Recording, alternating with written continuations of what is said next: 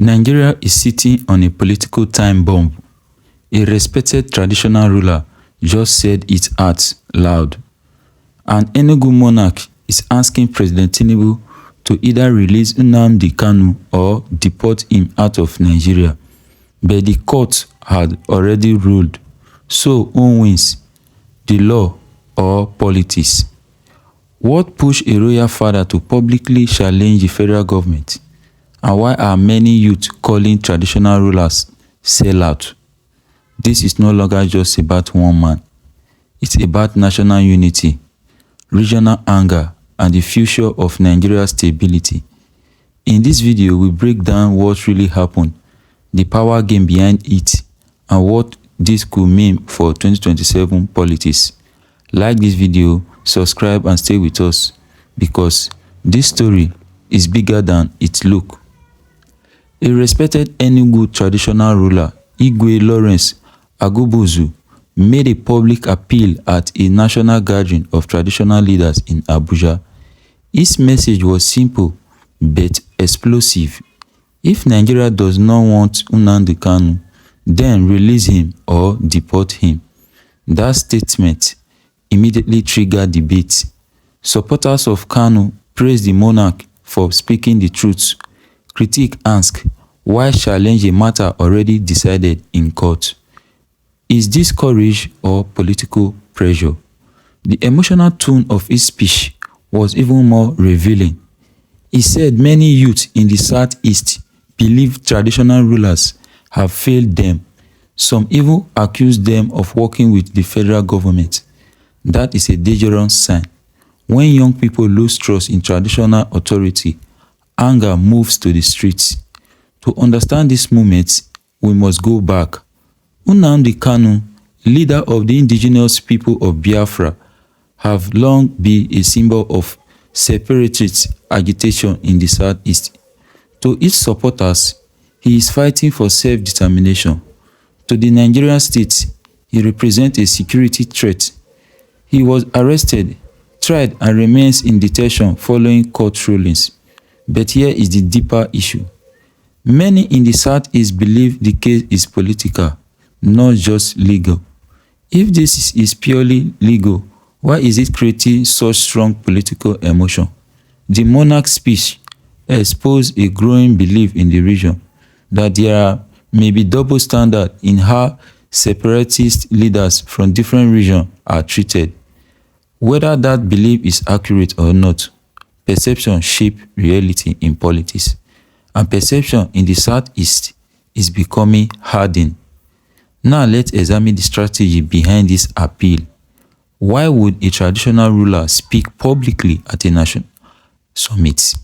Possible reason is that pressure from local youth, and another reason is that fear of losing influence, and a signal to the federal government also, and also positioning ahead of future election. Traditional rulers rarely speak this boldly unless they feel cornered. When he said youth see them as sellouts, he revealed something powerful. Traditional authority in the southeast is weakened, and when old institutions weaken, political movements grow stronger. There is also a bigger legal question.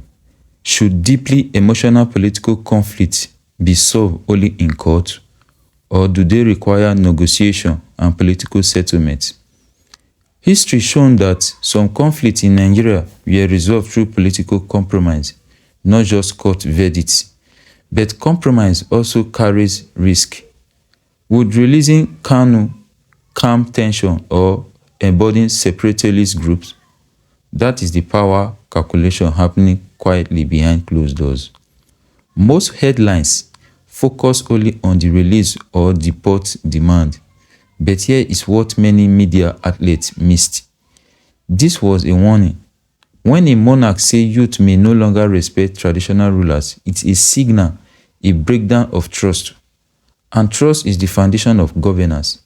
If traditional rulers cannot calm their community, who can? Another overlooked angle is that the speech moves the Kanu issue from the courtroom into the political arena. And once something becomes political, it affects emotion. an election. Public reaction has been divided. Some see the monarch as brave, others see him as interfering in judicial matters. Security agencies remain silent. The courts continue their process, but silence does not mean the issue is quiet. In the southeast, emotional support for Kanu remains strong among many youths, and emotional politics is powerful politics. But here is the part nobody is talking about. If anger keeps rising, traditional rulers may lose their ability to mediate between the people and the federal government, and that creates a vacuum. Vacuum in politics is dangerous because something always fills it. Let's zoom out.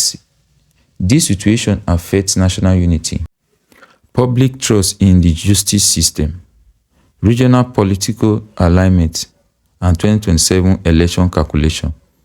If many citizens believe justice is uneven, trust in institutions decline. When trust declines, democracy weakens. Imagine entering the next election cycle with rising regional anger. Political actors could use this issue to mobilize support. Separatist rhetoric could increase, or, if handled carefully, dialogue could reduce tensions. Everything now depends on political choice. There are three possible scenarios to look at. One is the legal part. The courts remain firm. The federal government avoids political negotiation. This may protect legal authority, but tension could still remain. And in the second scenario is that we're looking at the political dialogue. Behind the scene, talks begin. A compromise situation is considered. This could calm emotion but may attract criticism from other regions. And the third scenario is rising political mobilization. The issue may become campaign fuel. Regional leaders use it to rally voters, or this could increase political heat nationwide. Which part strengthens Nigeria the most? This answer will shape not just the Southeast, but the country's democratic stability. This is no longer just about Nnamdi Kanu. It is about law versus politics, authorities versus youth anger, unity versus division. Nigeria stands at a delicate moment. What do you think should happen? Should the government stay strictly legal or seek a political solution? Drop your thought in the comments. Like this video if you value deep investigative analysis. Subscribe for fact-based political breakdowns. And share this video because informed citizens should build stronger nation. This story is still unfolding and we will be here to follow every move.